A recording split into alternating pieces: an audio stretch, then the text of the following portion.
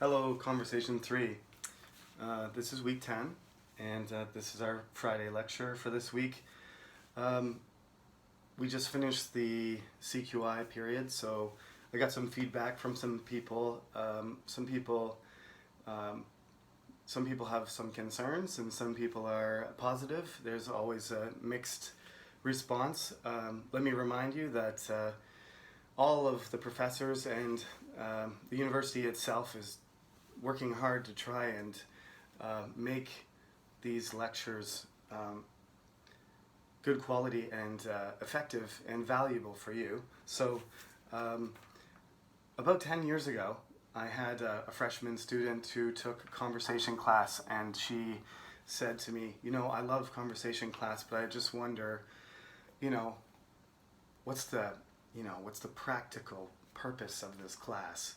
And my gut response was sort of, well, um, really what university originally meant was the accumulation of knowledge and learning about yourself and learning to be a good citizen, and that's enough. But these days, it's usually not enough, and so I took her comments to heart, because in Korea, really, people go to university as a stepping stone to get a job, and many of you international students are also have the same point of view. It's the university has changed since it was founded, hundreds and hundreds of years ago, and only rich people went there just to meet other rich people and expand their horizons and get, train themselves to be aristocrats and gather, um, the tools that they needed to be effective leaders in their society. So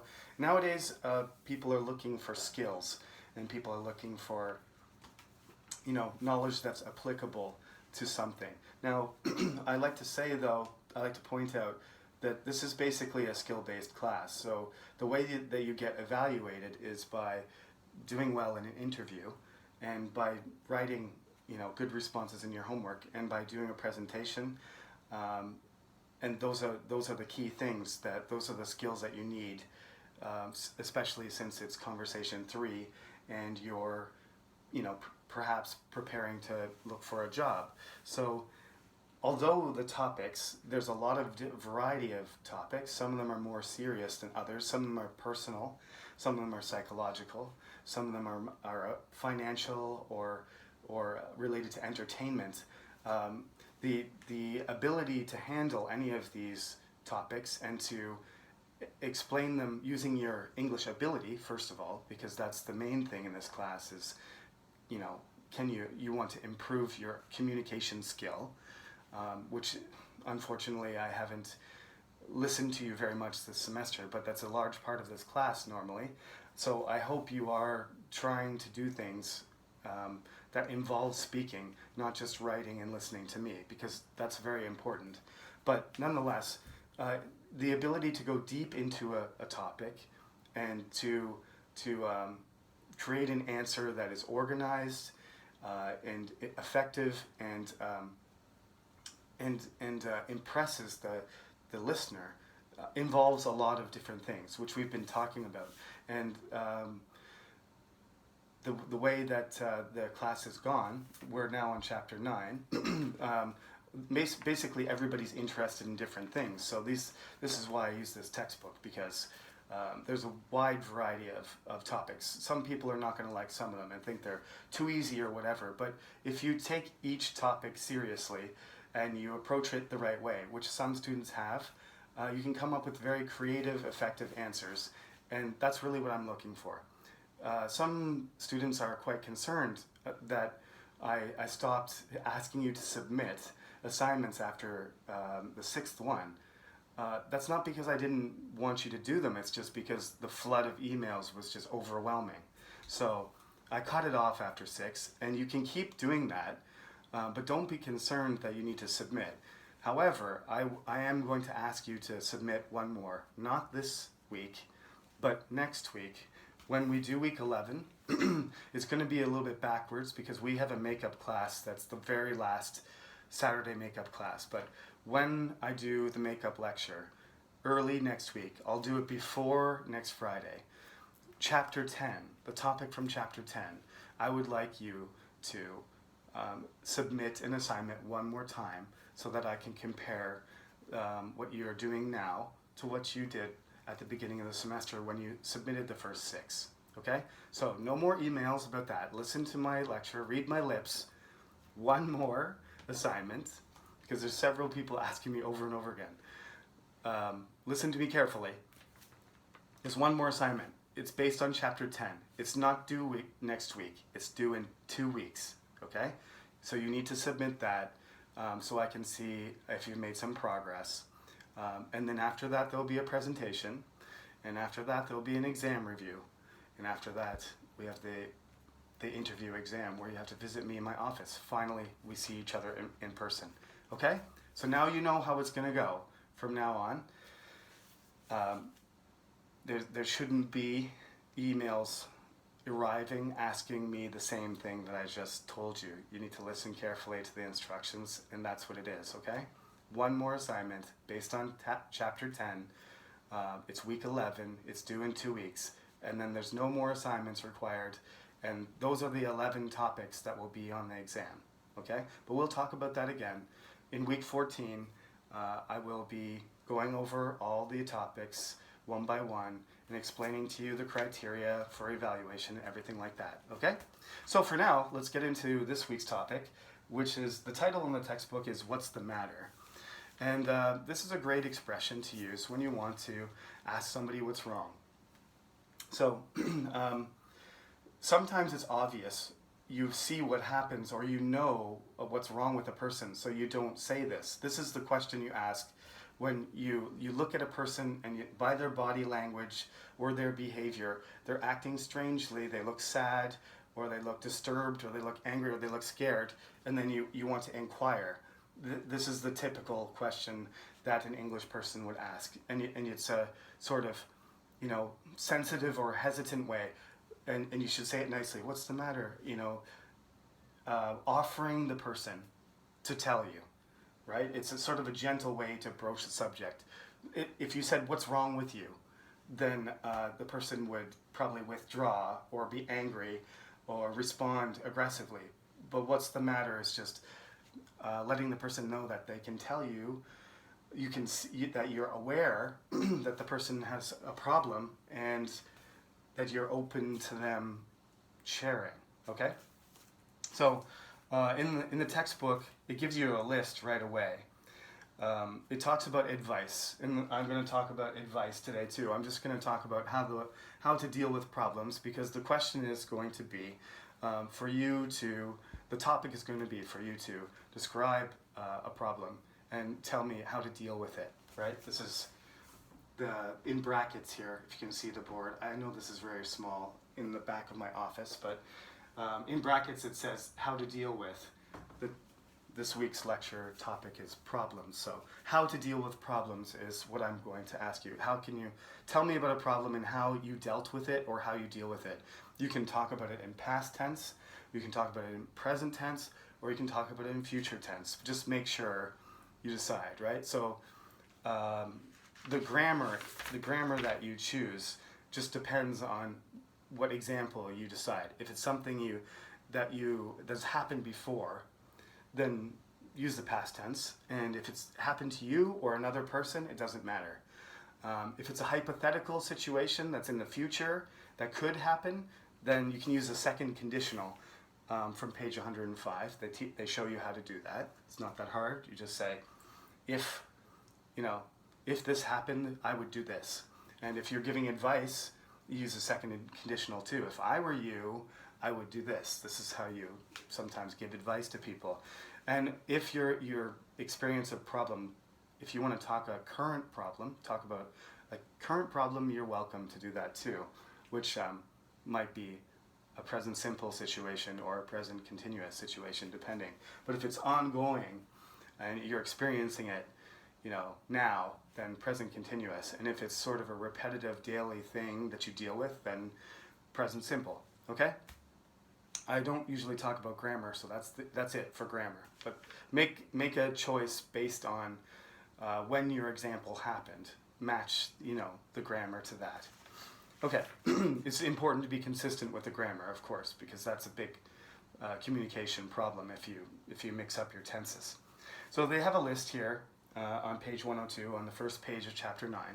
It says, for example, these are pretty, they're everyday type things. So, my brother keeps taking my things. I don't get along with my teacher or my boss. My roommate is lazy and slobbish and never takes the trash out. My brother's falling in love with my best friend's girlfriend. That's a more serious problem.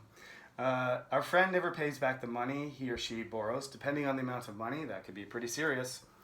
My parents only pay attention to the bad things I do. Yeah, it feels like that, but that's probably not true. I'm bored with what I have to do every day. I've heard this so many times from students. Poor Todd, we'll say poor Jeremy. Nobody ever calls him or invites him out to do anything. My sister doesn't have any money to buy the things she wants. My parents are always arguing. My boyfriend or girlfriend smokes and I don't like it. I'm afraid that I'm going to fail my math test. That's a dream I have, actually, still. I have a nightmare about failing my math test.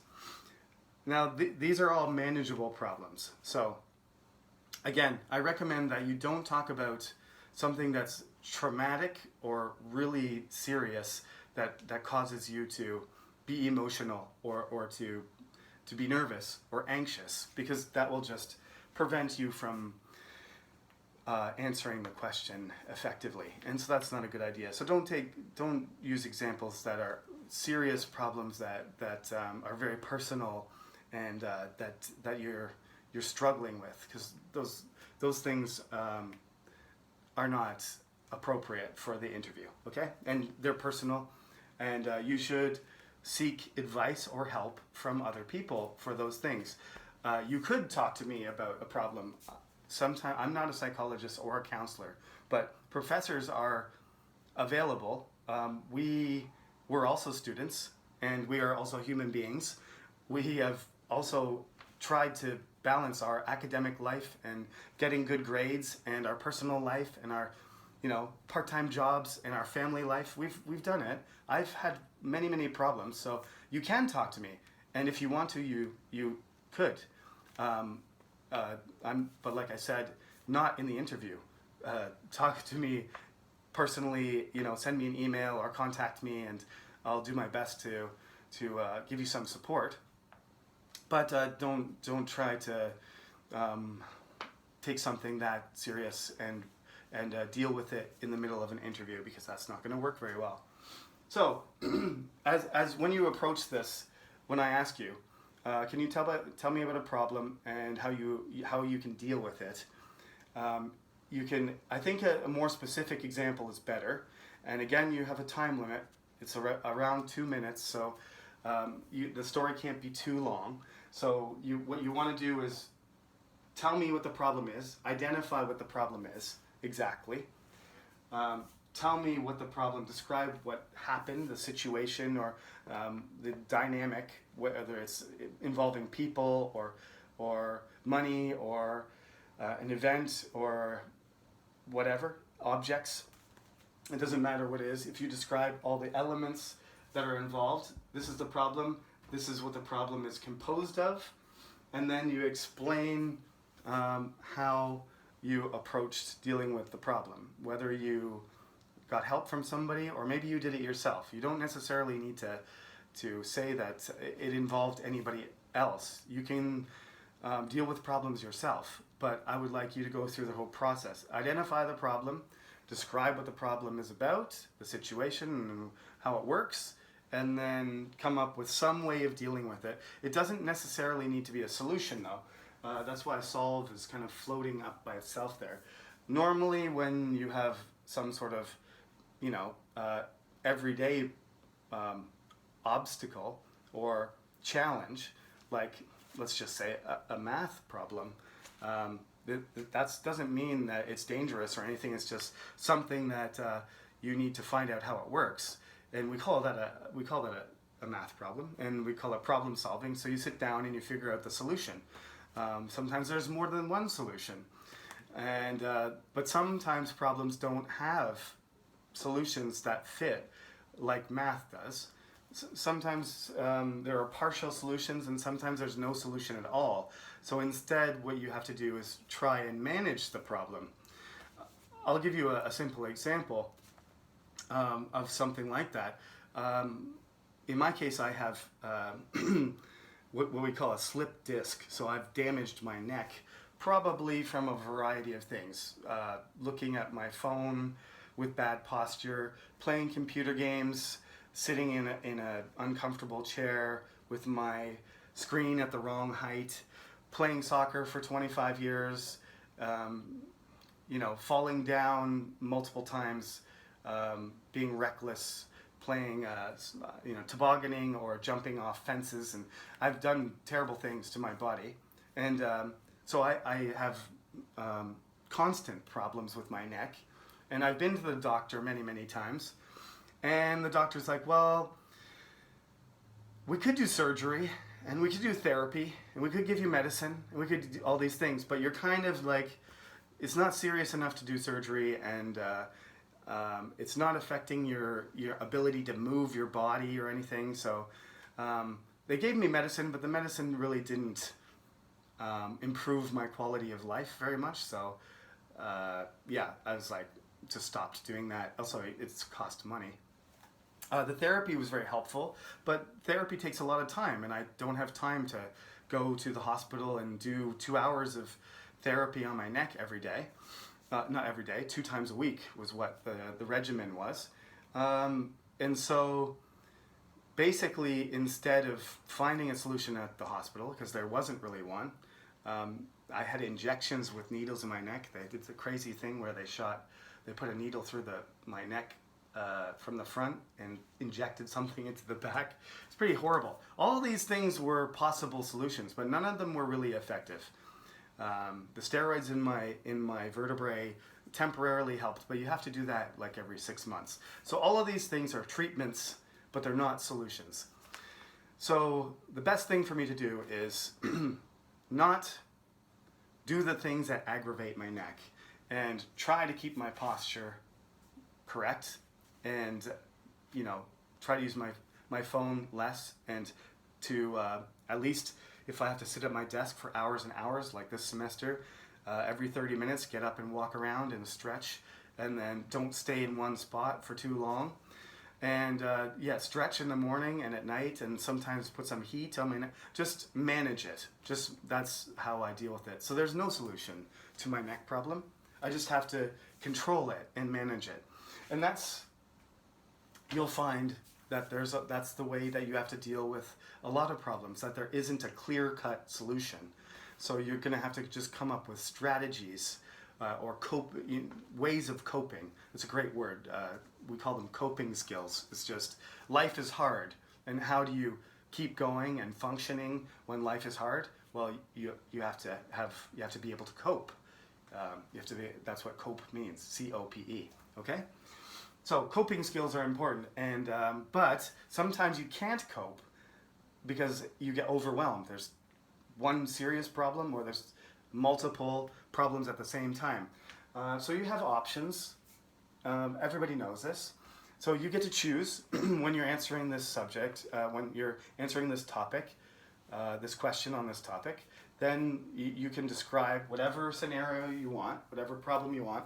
Your problem, another person's problem, a general problem, a problem with, a problem you think that is your country's problem. It doesn't matter to me. But you have to come up with some sort of strategy to deal with it. How can you deal with it, right? If there's not a way to just fix the problem completely, then that makes it a lot more complicated, and that's normal, right? That's why it's so hard to deal with stuff. It's the reason why we study a lot at university, because we need lots of experience, we need lots of knowledge, and when a problem comes along, it's very difficult to make the right choice. And the coronavirus is a great example. There's almost every country is doing something different to deal with it, and some countries are more successful than others, and some leaders are more successful, and this is all a result of managing the problem. The problem is the coronavirus, and now this is a very complicated problem, but you can choose a simple one, and you just have to, you know, use the same sort of strategy you would with a really large problem. Basically, coronavirus, what are the main strategies? Social distancing, don't gather in large groups, wash your hands, wear a mask. If you've been somewhere where somebody else has been exposed, then get tested. Lots of testing everywhere, right? All these things. If you're traveling somewhere, you have 2 weeks quarantine. These are all strategies. We have not solved the problem. These are all strategies to manage the problem until at some point. It may never get solved though, let's be honest. We're just going to have to improve our ability to manage it as much as possible, okay? So, this is what you need. You can't really solve it, usually. So, what are you going to do? You're going to get somebody to advise you. You're going to look for advice, that's the noun, and the verb is advise. Somebody who's experienced, somebody who knows what they're talking about. That's why most countries, their health ministers and their doctors are making the recommendations, and then the politicians are making the decisions because they're balancing all the things. But the real people that know exactly what they're talking about are usually, for example, Dr. Fauci in America, although apparently some people don't listen to him. But you're getting advice from experts. Or you're getting advice from people that, you know, you can be a family member or a friend or anybody else. But generally, you get advice from people who know what they're talking about. If it's not an expert, then it's somebody who you trust. You can always make suggestions. This is just saying, maybe try this, right? These suggestions go in, and it's a very polite way that you don't have to do this. A stronger way of saying it is, I recommend. But if you recommend it, that means you sort of endorse it a little bit more, like you have more confidence in the thing that you say. And if you just suggest it, it means you're throwing it out there and you take it or leave it. Likewise, if you propose something, that means you're trying to get somebody's interest in it. If you have a good idea and you want other people to pay attention to it, rather than just suggesting it and putting it out there for people to take or ignore or accept, if you propose something, you're trying to demonstrate that what you're saying has some merit. I wrote suggest twice. Whoops. I wasn't paying attention there. That's probably my favorite one to do though, because if you suggest something, you can't be blamed. If you suggest something and it doesn't work, then you say, well, I was just saying, I didn't recommend it, or it wasn't my proposal. I was just saying maybe you should try that. So don't blame me. That's the advantage of suggesting. You might want assistance, which doesn't necessarily mean that you need information or knowledge, but somebody can help you physically, or they can give you directions, or they can, offer financial assistance or whatever. Lots of the time, more than 16 million Americans lost their job. What they're looking for is financial assistance from the government now because they don't have a source of income. So that's another example of what's the solution? There isn't one, because we can't give you jobs. 16 million people is too many. So what we're going to do is temporarily support you with money. And most countries are doing this. It's called social assistance. Normally you apply for it in most countries as a type of insurance kind of thing. Some countries have better benefits than others, but if you're out of work, in Canada it's called workers' compensation. But this is a unique situation, so in some countries the assistance they're providing is a certain amount of money to everyone from the government. Okay, sometimes the part of the problem is that you have a problem, you need to deal with it, but you just need somebody to support you and might be emotionally, right? You say like, I don't know if I can do this, I'm tired, I'm scared, I'm sad, I'm angry, I'm worried. And if you share the problem with somebody, then they can encourage you and they can support you emotionally and psychologically. And that's the word reassure. It also is possible that you think there's a problem and you're wrong. I think that's the best kind of situation, really, is that you think there's a big problem and then You ask somebody how to deal with the problem, and they're like, "That's not a problem, Jeremy. Calm down. Just that's not a big deal at all. Forget about it." Or you misunderstood. That's not right. That person isn't angry at you, or they didn't mean that. So just um, ignore it and move on with your life. You don't. There's no problem there. That's not your responsibility, and it's not your fault. So forget about it. That's ideal. Really, is that you're just there's a sense of relief there when you're worried that something is a problem, and then you're like, it's revealed that it's actually not. So when that you might call it, you know, ignoring a problem or just redefining it is not a problem, or denying it, whatever way you want to call it. It's almost like the problem is canceled. It just goes away. And another way to deal with a problem is to minimize it, which simply means that perhaps you overreacted. There is a problem, but it's not the end of the world, and you don't need to overreact, and it's not going to affect you so badly as you thought. So you need to just maybe put it into relative terms, you know. I do this all the time, and this is good for you if you have personal experience, but if you don't, you can still think about how hard it is for some people in some places in the world. Like when you have a really minor problem, like on the way to school, you want to get your Starbucks, and the Starbucks is closed for renovations for a week, and you don't get your coffee, so you have to go to class, and you're sleepy and grumpy the whole time.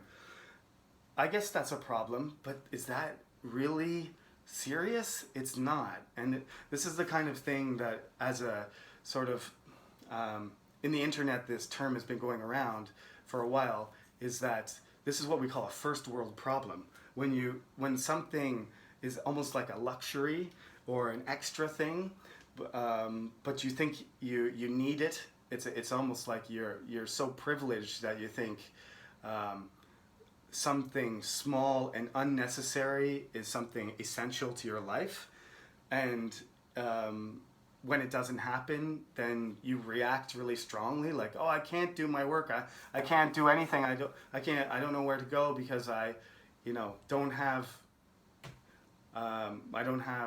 my coffee, or I don't have my professional driver or something like that. There's some people are struggling to get their food and water and don't have shelter, and they're sick and they don't have health care. And if you try to keep yourself grounded when you really think, lots of people have problems right now financially, and lots of people have problems being stuck inside, and they feel bad. I feel bad too. I can't go out and play things. I'm worried about getting sick, and I'm worried about my kids. But imagine that I lived in, let's just say I lived in West Africa. Would I be worried about the coronavirus when there's Ebola and malaria and many other diseases and no proper hospitals around? Would I really be concerned about this? I have a clean house, and I have a job, and Korea has good healthcare and insurance. If you think about it like that, it makes you calm down. I'm not saying the coronavirus is not a problem. It's a serious problem. But just remember, put it into context. It's not as bad as a lot of people have to deal with every single day. And that can just help you calm down. And that's what minimize means. It means like, let me just look at the big picture for a second and see how bad my situation really is. When you're younger, I still do this, but when you're younger, you have a tendency just to think it's the end of the world. I can remember, here's a good example, since you're seniors, last thing I'll say today. Just wait, when you go to your first job interview, and it goes horribly, and you don't get the job, and you're depressed, and you think you're worthless, and you'll never get a job. And that's not the right kind of reaction at all. It's because you're 0 for 1, right? Once you've done many interviews and later you might even get a better job, and you need experience. Maybe you did mess up that job, but it was your first time. You need to gain experience, you need to gain confidence, and you may not get the perfect job the first time, and you may have to look for new jobs. This is the way the job market is these days. So, you have to, it's not a big problem to fail a job interview. You probably think it is, but it's not. I've failed many. I'm not going to tell you how many, but many, more than 10. The more you take, the more you fail. But it's like Michael Jordan says, you miss 100% of the shots you don't take. Right? So, I would like you to talk about a problem. As I said, this assignment is not due. You do not need to submit it, but I encourage you to write. This is sort of a more difficult topic. Some students have claimed that the topics are easy, but we'll see in the interview how easy it is when you get evaluated. Remember, it's the quality of your English, not just the difficulty of the content. So take it seriously and prepare your questions, but you're not required to submit this one. You should submit the one for week 11, which is chapter 10, and that will be the makeup lecture, which I will post midweek next week. I'll give you lots of time and notice for that. And then all of the classes will be combined for week 12, because I'm going to give a lecture about presentations and the instructions on how to do that. Okay, so that's it for this week's lecture on problems. Everybody stay safe. There's a cluster in Itaewon, and there are people who don't know they're exposed, or we're not sure how many people have spread it around yet. So be careful for the time being and be responsible. And I will talk to you again next week. Have a good night.